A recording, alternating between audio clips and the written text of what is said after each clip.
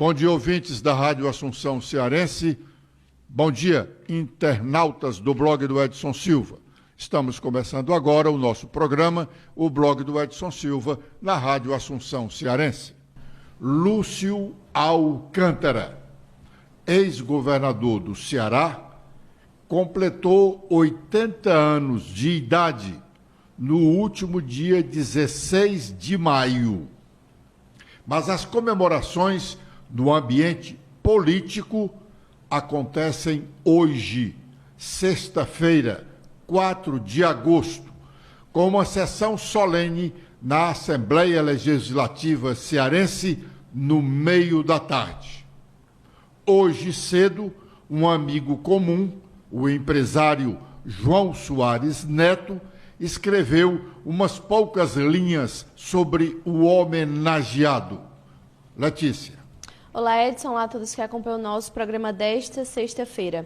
Bom, de acordo com João Soares Neto, ele diz: Lúcio Alcântara, 80.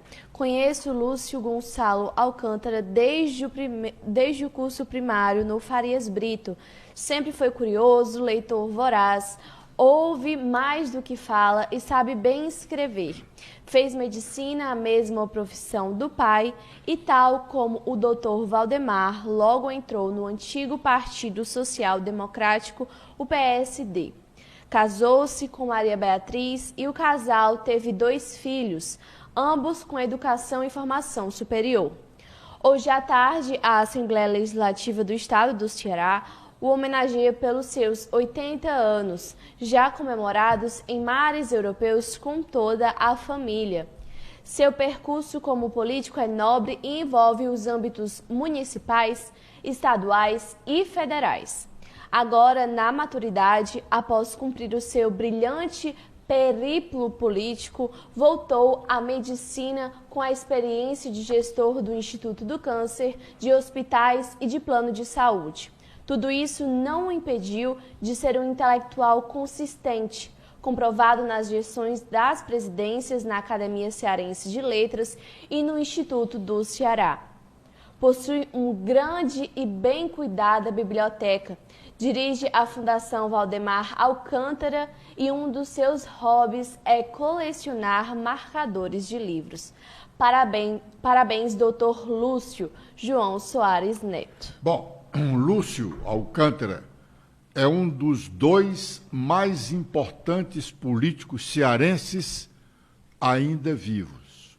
O outro é Mauro Benevides, já com pouco mais de 90 anos. Porém, lúcido e em atividades acadêmicas.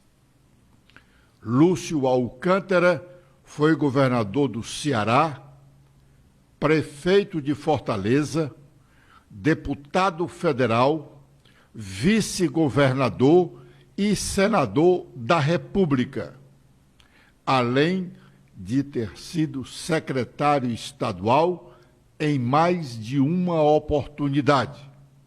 Uma delas, quando seu pai, Valdemar de Alcântara, foi governador do estado, concluindo o mandato que era de Adalto Bezerra, que desincompatibilizou-se para disputar o mandato de deputado federal. Ele, Lúcio Alcântara, mandava no governo do pai, não apenas por sua competência, mas pelo fato de o pai já está com uma idade bem avançada à época. Hoje, Dr. Valdemar não mais existe nesta terra. Lúcio foi governador do estado do Ceará de 2003 a 2007. Ele foi candidato à reeleição em 2006, mas perdeu a disputa para Cid Gomes. Embora ele, Lúcio, tenha feito um bom governo, mas foi vítima da intolerância de aliados a partir do ex-senador Tasso Gereissati. O Ceará deve muito a Lúcio Alcântara. Ainda hoje em plena atividade intelectual e política, embora fora das lides partidárias. Ele é um expoente do maior centro de oncologia do Nordeste brasileiro, o Hospital do Câncer do Ceará. Foi ele o principal responsável pela instalação no Ceará de um hospital da rede SARA, conhecido mundialmente por sua atividade na área do trauma, pois até então a rede SARA, nome de sua fundadora, a ex-primeira-dama brasileira Sara Kubitschek, só existia em Brasília. Depois que o presidente José Sarney conseguiu instalar um hospital SARA no seu estado, o Maranhão, Lúcio Alcântara conseguiu um hospital SARA para o Ceará, tornando-se, a partir daí, chamar-se Rede SARA, porque passou a ter 3 hospitais. Hoje já são 5 os hospitais da rede. Lúcio Alcântara, ao lado de Virgílio Távora e de Mauro Benevides, eles formaram o trio, foram os melhores senadores do Ceará até os dias atuais. Lúcio é um homem íntegro, de moral ilibada, um cearense que sempre dignificou a política do Estado. Repito, com Mauro Benevides, são a exceção da política cearense. Os cearenses não poderíamos ter perdido o seu concurso, o seu empenho e todas as outras suas qualidades na militância político-partidária. Lúcio continua sendo um animal político, mas já tem tempo, está afastado da política partidária.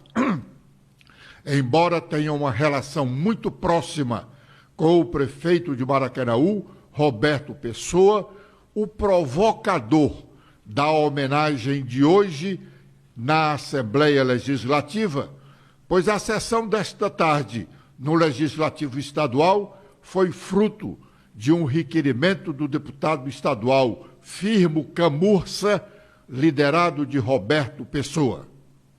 Felicidades e vida longa para Lúcio Alcântara.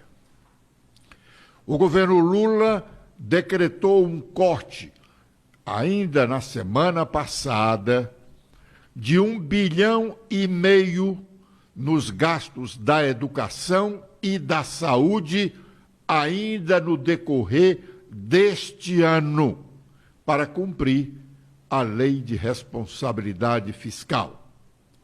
Uma aberração esse corte, pois a saúde e a educação precisam de muito mais recursos. As primeiras críticas aos cortes nessas duas áreas vitais da administração pública e para os brasileiros surgem agora, com uma matéria publicada no site do jornal O Estado de São Paulo, hoje. Stephanie. Olá, Edson, olá, internautas do blog do Edson Silva. O Estadão destaca que o governo do presidente Luiz Inácio Lula da Silva bloqueou a liberação de recursos públicos para a educação básica, alfabetização de crianças, transporte escolar e bolsa de estudo, na mesma semana em que lançou um programa de ensino em tempo integral. A decisão atraiu críticas e cobranças ao ministro da Educação, Camilo Santana. A tesourada no Ministério da Educação soma 332 milhões e mexeu em várias ações tocadas pela pasta.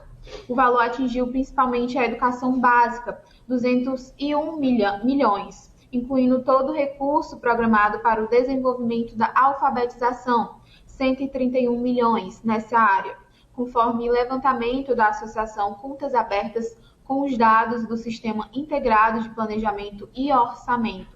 Também foram atingidas verbas para a compra de veículos do transporte escolar, 1 milhão, e bolsas de pesquisa no ensino superior, 50 milhões. O bloqueio significa que o dinheiro só vai ser liberado se o governo verificar que não há risco de descumprir o teto de gasto. Regra fiscal em vigor e não é possível afirmar quando isso vai acontecer. Na prática, as escolas ficam sem a garantia de receber todo o repasse esperado. E outras razões que os políticos deixaram de merecer crédito da população brasileira. Como é que se faz um corte nos gastos da educação e da saúde e imediatamente se cria novas atividades na educação, como foi o projeto que o presidente lançou ao lado do ministro da Educação, o cearense Camilo Santana, de ampliação das escolas de tempo integral, imediatamente, repito, após os cortes de gastos na educação. O plenário do Supremo Tribunal Federal agora está completo, com a posse ontem do novo ministro Cristiano Zanin. Foi uma solenidade simples e rápida, sem pronunciamentos formais, mas com apenas um breve registro feito pela ministra Rosa Weber, presidente da Corte. Vamos ouvir o que ela disse. Ministro Cristiano Zanin, como todos sabem, Vossa Excelência também, a cerimônia de posse de ministro no Supremo Tribunal Federal não comporta espaços para discursos. Mas eu, na condição de presidente do Supremo Tribunal Federal, em nome de todo o colegiado, quero dar a Vossa Excelência as boas-vindas, desejando-lhe muita felicidade no exercício da jurisdição constitucional e também de todos os mistérios, de todas as atribuições cometidas ao ministro desta casa. Eu estou convicta de que Vossa Excelência, com a sua cultura jurídica, seu preparo técnico, sua experiência e sua extrema lhaneza, enriquecerá, sobremodo, este colegiado. Seja muito bem-vindo. Muito bem, ouvimos aí a ministra-presidente do Supremo Tribunal Federal, Rosa Weber. Agora é o momento de sabermos quais as nossas manchetes. Letícia. Com as atualizações feitas no nosso blog, temos que o Senado Federal recebe a reforma tributária com senso de urgência, diz Rodrigo Pacheco. Ele afirmou que a reforma é o principal pilar do desenvolvimento econômico nacional e que o Senado iniciará a sua análise com um senso de urgência. Deputados questionam os gastos do governador Elmano com o avião à sua disposição e lembram a viagem da sogra. Também temos que o opositor na Assembleia Legislativa diz que o Estado perdeu 255 mil postos de trabalho nos primeiros 6 meses deste ano. O tema foi levado à tribuna pelo deputado Carmelo Neto, do PL, que lamentou dados divulgados pelo painel de informações do novo Cadastro Geral de Empregados e Desempregados, o novo CAGED, apontado para a perda de 255 mil postos de trabalho. Segundo ele, a geração de emprego foi menor do que a registrada no mesmo período do ano passado. Também temos que conservadores na Assembleia criticam a possibilidade de descriminalização do porte de maconha. O médico deputado Fernando Hugo afirmou que o tema não deveria sequer estar sendo apreciado pelo Supremo Tribunal Federal. Enquanto vida eu tiver, questionarei tamanho absurdo. É beirar a insensatez completa, despenalizar todo e qualquer tipo de porte da maconha, afirmou o deputado. E também temos que João Jaime sai de licença médica, mas o suplente não será convocado. De acordo com o regimento interno da Assembleia, somente nas licenças para tratar de assuntos particulares, que tem um período de 120 dias, é que garante que um suplente assuma no lugar do titular. Neste caso, um suplente assumiria a vaga deixada pelo titular com toda a estrutura do seu gabinete. Com os destaques nacionais, iniciando pelo Estadão, o governo Lula bloqueia 332 milhões de reais da verba do Ministério da Educação. Decisão provoca críticas e cobrança ao ministro Camilo Santana. O dinheiro só vai ser liberado após verificação de que não há risco de descumprir o teto de gastos. Com os destaques do Globo, temos que a CPI analisa e-mails de Mauro Cid negociando venda de Rolex recebido em viagem oficial. A defesa dele diz que não teve acesso às mensagens do militar. E com os últimos destaques da Folha de São Paulo, temos em destaque Forças Armadas. Governo Lula prepara mudanças em lei para limitar poder de militares em crises. O novo texto veda operações de garantia e da ordem e é alternativa à proposta petista de mudar o artigo 142 da Constituição Federal. Bom, só um esclarecimento a respeito dessa matéria do pedido de licença do deputado João Jaime para tratar de assuntos relacionados à sua saúde. O suplente só é convocado quando o pedido de licença, quer seja para tratar de assuntos particulares, onde o deputado sai de licença e não recebe o subsídio, ou para tratar de saúde, onde ele continua recebendo normalmente o seu subsídio. Mas o suplente só assume se o pedido de licença for superior a 120 dias, ou seja, 121 dias. A partir daí, o suplente é convocado. No caso do pedido de licença do deputado João Jaime para cuidar da saúde, ele pediu licença por apenas 90 dias, impedindo de que o suplente seja convocado. Parece que ele pode renovar essa licença quando terminar os 90 dias. Talvez seja uma jogada para evitar a convocação do suplente que, de repente, não venha a ser um aliado do governador, como João Jaime o é. Isso são as estratagemas da política. O deputado pede licença por 90 dias, impede a convocação do suplente, porque o suplente pensa politicamente de maneira divergente da dele. E aí ele impossibilita a convocação do suplente. Mas, terminados os seus 90 dias, ele renova a licença por mais 90 e continua o suplente sem ser convocado. Só ontem chegou ao Senado da República o projeto de reforma tributária, aprovado na Câmara dos Deputados no início do mês de julho passado. Foi o próprio presidente da Câmara, Arthur Lira, quem o entregou ao senador Rodrigo Pacheco, que disse da pressa da votação da matéria pelos senadores. Vamos ouvi-lo. É com grande satisfação que, em nome do Senado, nós recebemos essa comitiva de deputados, juntamente com o presidente Arthur Lira, presidente da Câmara dos Deputados, o relator na Câmara dos Deputados da proposta de emenda à Constituição da reforma tributária, deputado Aguinaldo Ribeiro, e eu, juntamente com os senadores que os recebemos, nesse instante, recebemos das mãos do presidente Arthur Lira os autógrafos da proposta de emenda à Constituição, aprovada na Câmara dos Deputados, e é um passo muito importante, uma etapa cumprida, depois de longos anos de discussão na Câmara dos Deputados, também no Senado Federal, com comissões mistas, com junção de propostas de emenda à Constituição.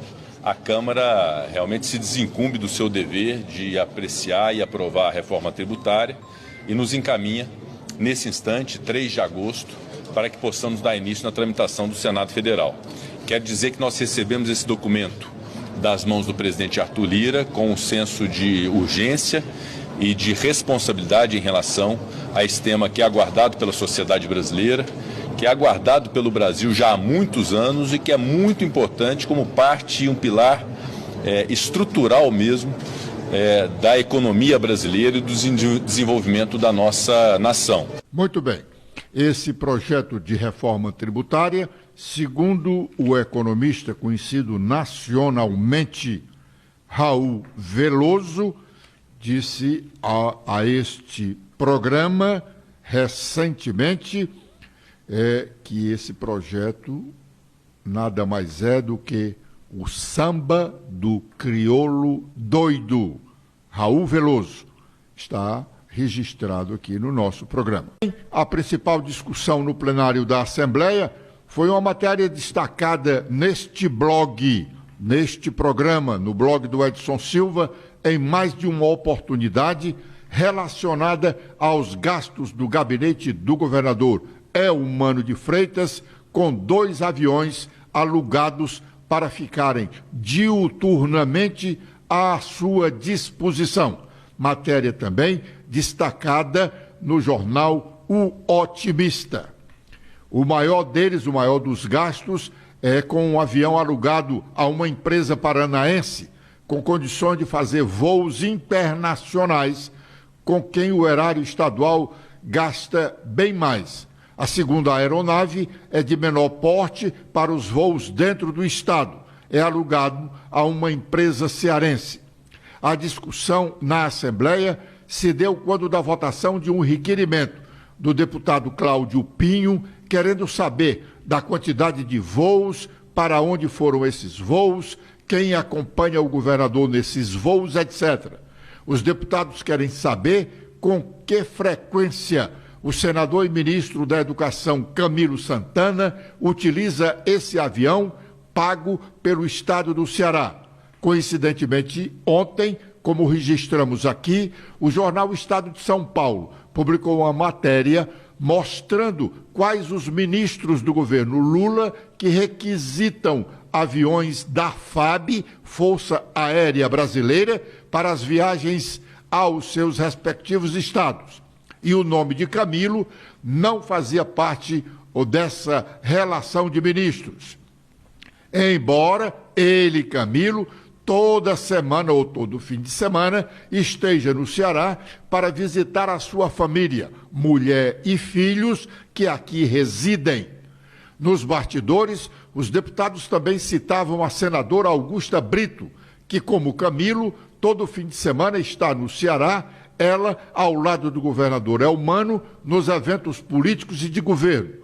E, na sua prestação de contas dos gastos da verba de desempenho parlamentar, hoje não existem gastos que comprovem que ela viaja para o Ceará em avião de carreira. Portanto, a suspeita de que ela também é caroneira no avião do governo do Estado. Vamos ouvir o que disse o deputado Carmelo Neto. O deputado Carmelo já denunciou os 10 milhões de reais gastos até então pelo governador Eumano de Freitas com passagem aérea. Pelo visto, o ex-advogado do MST gosta muito de querosene, deputado Cláudio Pinho. Tem viajado muito, gasto o dinheiro do povo cearense para fretar aeronaves. E nada mais justo e transparente que nós possamos saber quem estava acompanhando o governador nessas viagens, para onde os jatinhos fretados com o dinheiro do povo sofrido do Ceará estavam indo e, principalmente, quem estava acompanhando o governador. Recentemente, a nível federal, nós vimos uma manchete. Ministros de Lula aproveitam aviões da FAB para passar fim de semana em casa. Está aí escancarado para o Brasil inteiro ver a farra dos aviões da FAB no governo do PT de Luiz Inácio Lula da Silva. Será que nós não vamos enxergar, não vamos visualizar algo parecido quando este requerimento, se for aprovado, trouxer à tona essas informações? Eu não gosto de dúvida, eu gosto de ter certeza das coisas. Portanto, quando se paira dúvida, é preciso que se busque a transparência, é preciso que se busque a informação, o fato, a verdade. Portanto, nada mais justo que aprovar esse requerimento para que nós, deputados, representantes do povo, no nosso dever de fiscalizar os gastos públicos, possamos saber quem estava nos aviões fretados pelo governo do estado, quem estava acompanhando o governador, para onde ele estava indo, com os aviões, repito, fretados com o dinheiro do povo cearense. Deputado Carmelo Neto, que fez um pronunciamento longo a respeito disso. No discurso de Carmelo, defendendo a transparência, ele lembrou de uma das viagens do ex-presidente Bolsonaro, quando um militar da comitiva foi preso no exterior, pois levava droga em sua bagagem. O deputado de Assis Diniz, líder do PT na Assembleia, entendeu que Carmelo estaria insinuando que no avião utilizado pelo governador Elmano também estaria sendo transportada droga e reagiu. Vamos ouvi-lo. Presidente, vamos dar nome, lá no meu interior, nome aos bois, sabe? Vamos parar com patifaria, com hipocrisia, com demagogia.